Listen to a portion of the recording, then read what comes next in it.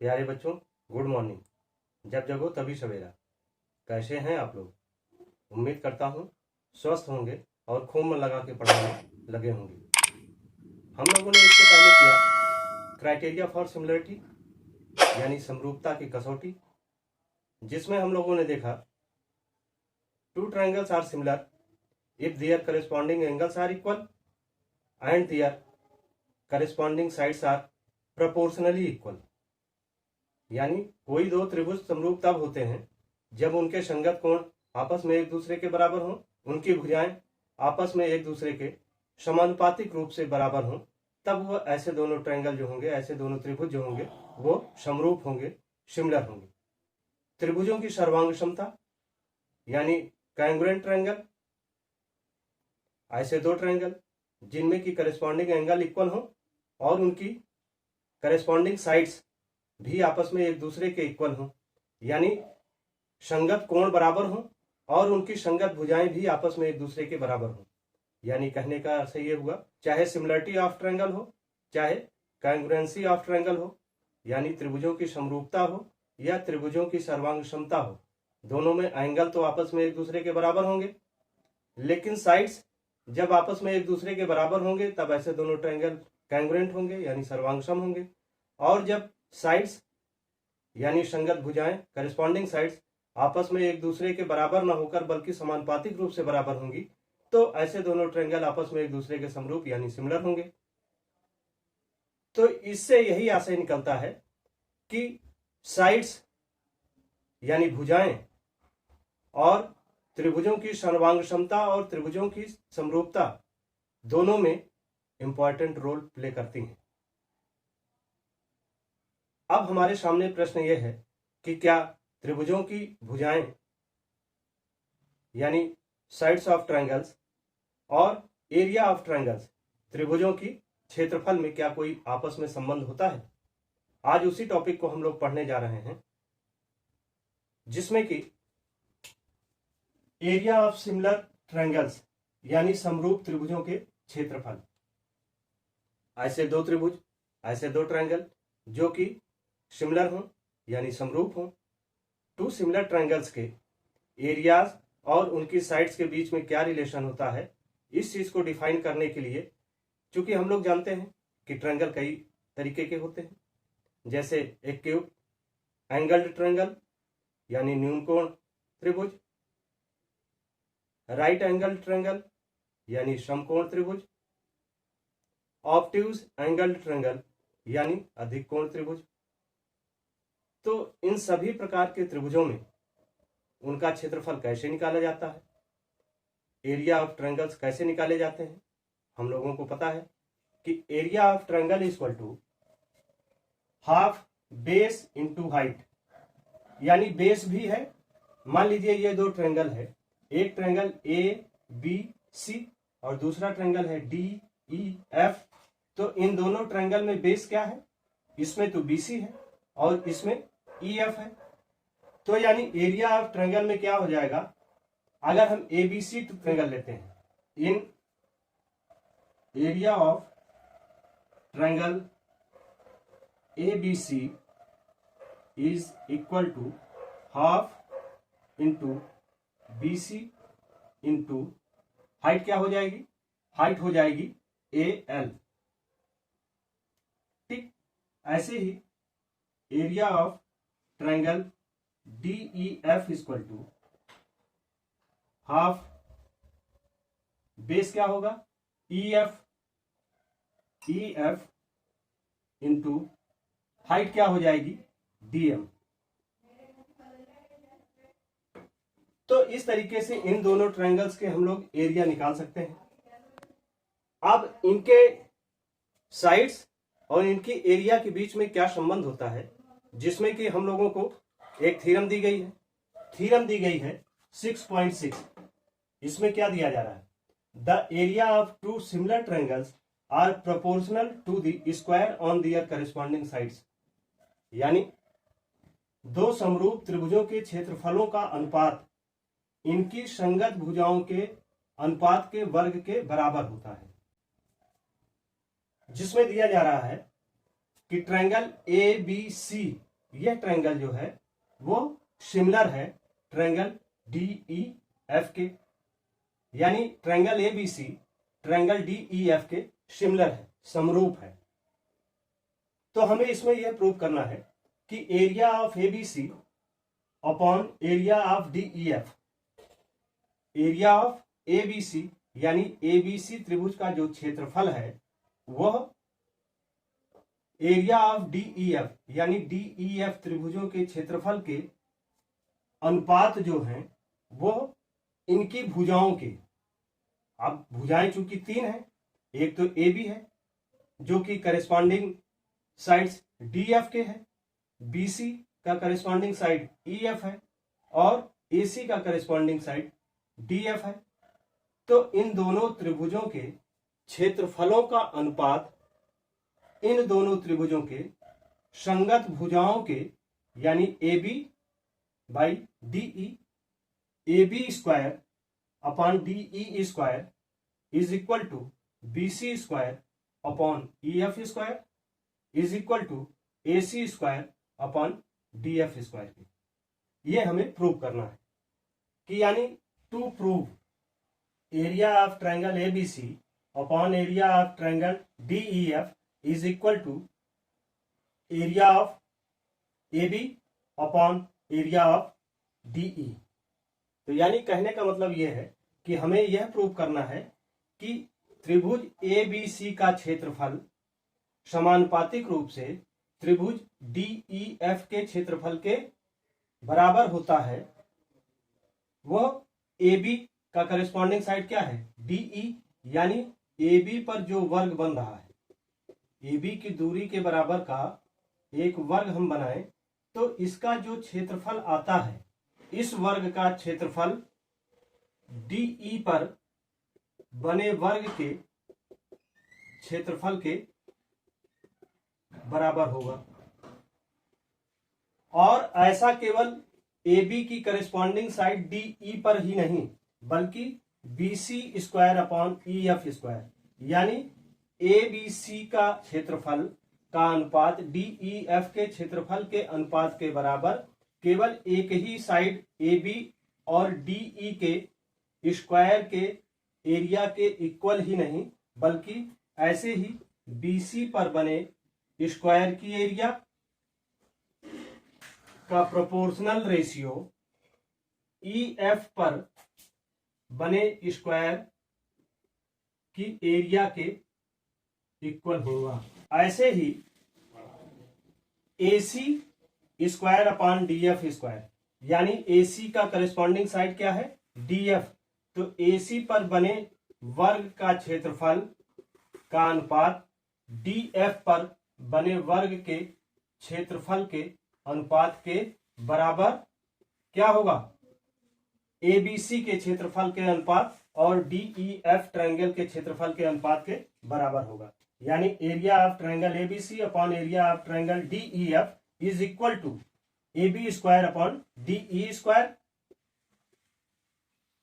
That is also equal to BC square upon EF square, BC square upon EF square. इस square का area इस square के area के समानुपातिक रूप से ABC के एरिया के इक्वल होगा।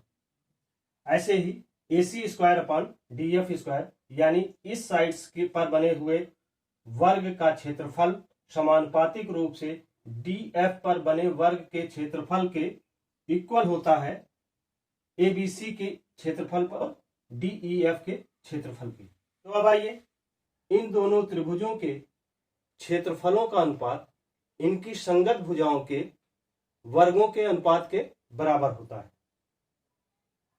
तो इसमें हमें एक कंस्ट्रक्शन करना पड़ेगा। Draw AL perpendicular to BC, यानी BC लाइन पर एक लंबवत रेखा AL को हमने खींचा और वैसे ही इस ट्रायंगल DEF में EF पर एक लंबवत रेखा DM हमने खींचा।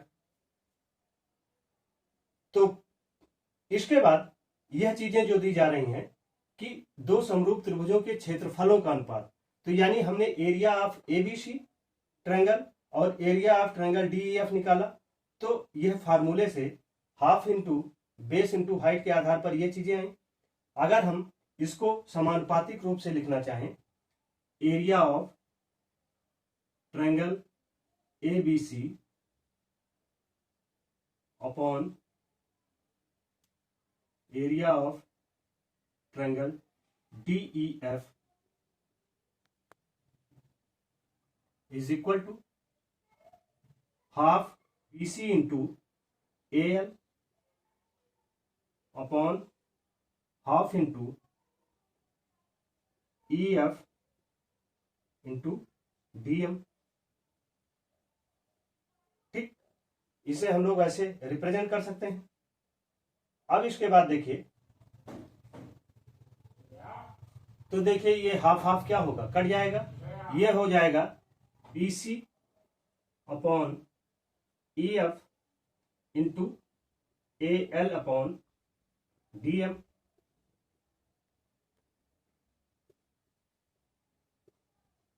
ठीक है, BC upon EF and AL upon DM, यह इस तरीके से हो गया। यानी area of triangle ABC upon area of triangle DEF equal to BC by EF, BC by EF into AL upon DM। तो base into height, base BC है, height AL है, जब बेस EF है तो हाइट DM है। तो यानी area of triangle ABC and area of triangle DEF का समानुपात जो है वो BC के करेस्पॉन्डिंग EF और AL के करेस्पॉन्डिंग DM समानुपातिक रूप से इनका मल्टीप्लीकेशन जो है इनकी क्षेत्रफल के बराबर होता है। आगे वी हैव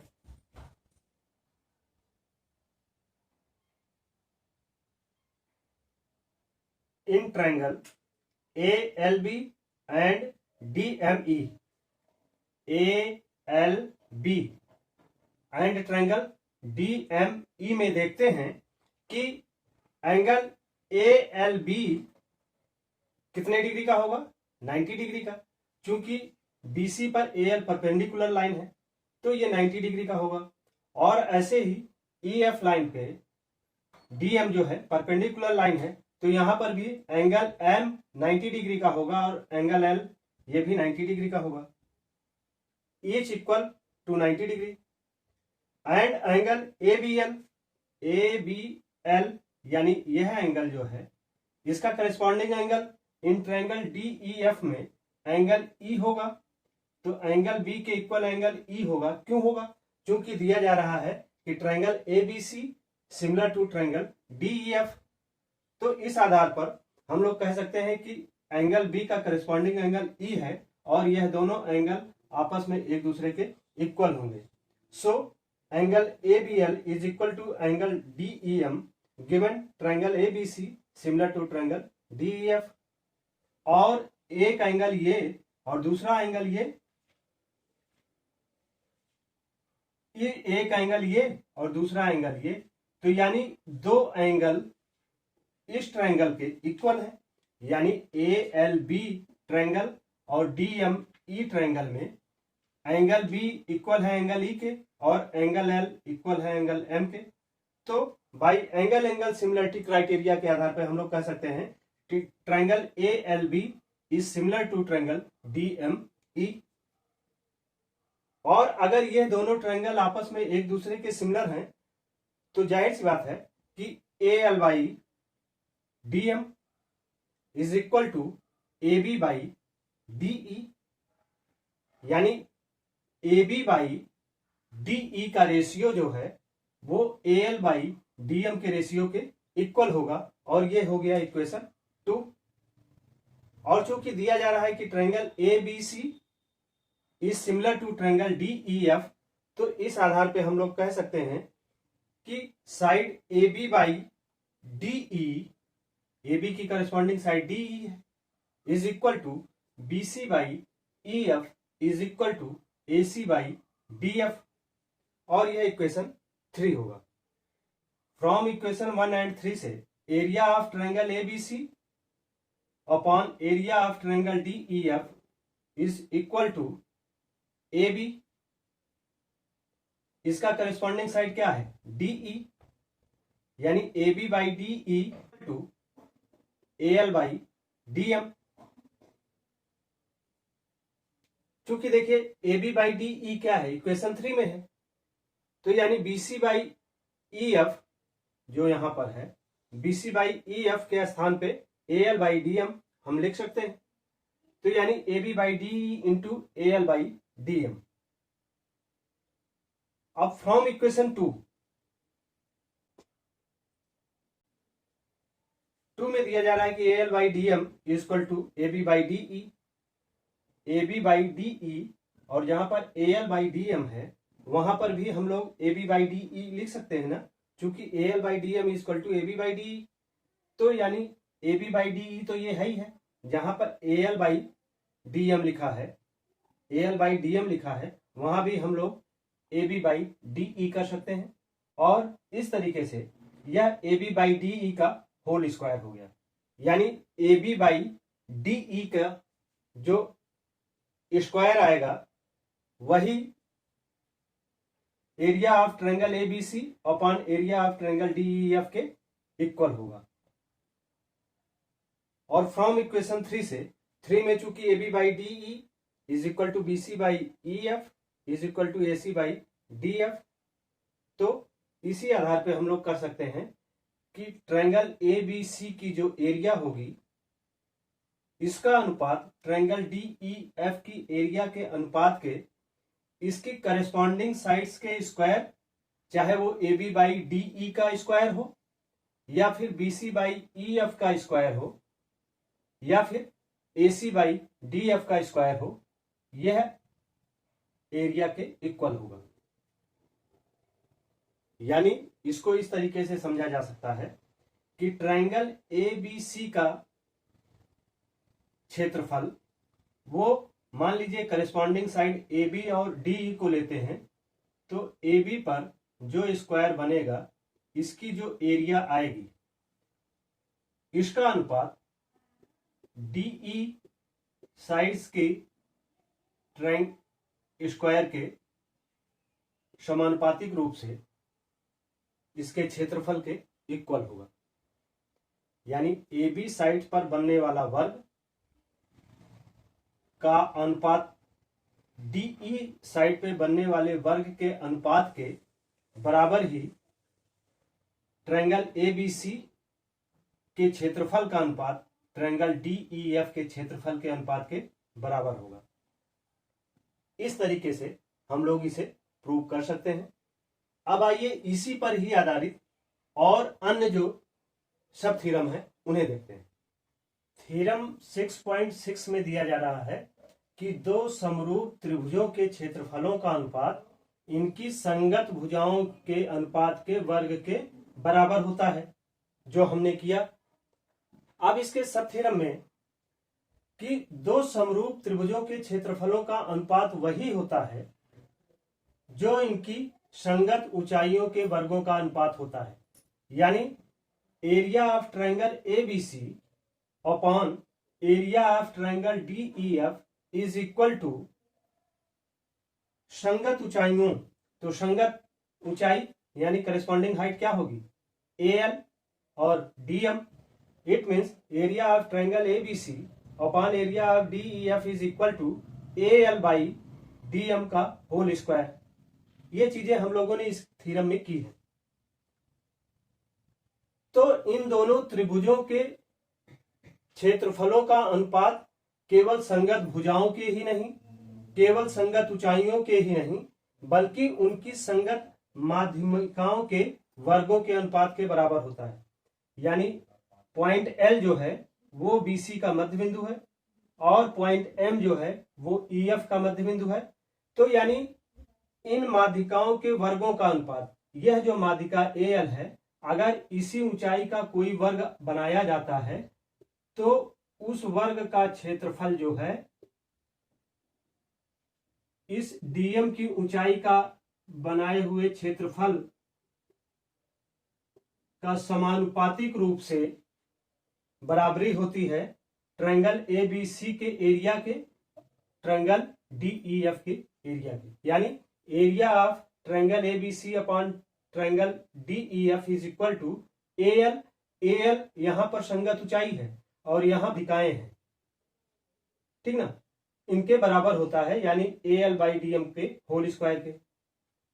इसी में एक पॉइंट और लगा हुआ है कि दो समरूप त्रिभुजों के क्षेत्रफलों का अनुपात वही होता है जो उनके संगत कोणों के समअर्धक रेखाखंड के वर्गों के अनुपात के बराबर होता है। यानी मान लीजिए एंगल ए करेस्पॉन्डिंग एंगल क्या हो जाएगा, डी के। तो इस ट्रायंगल ए को जो दो बराबर भागों में बांट रहा है, माने अब हम साइड BC छोड़ देते हैं या साइड EF छोड़ के अब उसके एंगल पे आते हैं, करेस्पॉन्डिंग एंगल ए और डी को लेते हैं। तो जो रेखा, जो लाइन ट्रायंगल ए को दो बराबर भागों में बांटती है, या ट्रायंगल DEF में जो ट्रायंगल डी को दो बराबर भागों में बांटती है, ऐसी रेखा AL और DM के अनुपातों का वर्ग जो है वो ट्रायंगल ABC के क्षेत्रफल और ट्रायंगल DEF के क्षेत्रफल के समानुपातिक रूप से बराबर होगी। बात क्लियर हुई? यह केवल जानकारी के लिए रखना जरूरी है। इसके साथ ही यदि दो समरूप त्रिभुजों के क्षेत्रफलों का अनुपात बराबर हो, अगर उनके क्षेत्रफलों का अनुपात बराबर है तो जाहिर सी बात है कि उनके संगत भुजाएं जो होंगी वो भी बराबर होंगी और उनके संगत कोण जो होंगे वो भी आपस में एक दूसरे के बराबर होंगे। यानी ऐसे दोनों त्रिभुज जो होंगे वो क्या होंगे, वो सर्वांगसम होंगे, यानी कांग्रुएंट ट्रायंगल होंगे।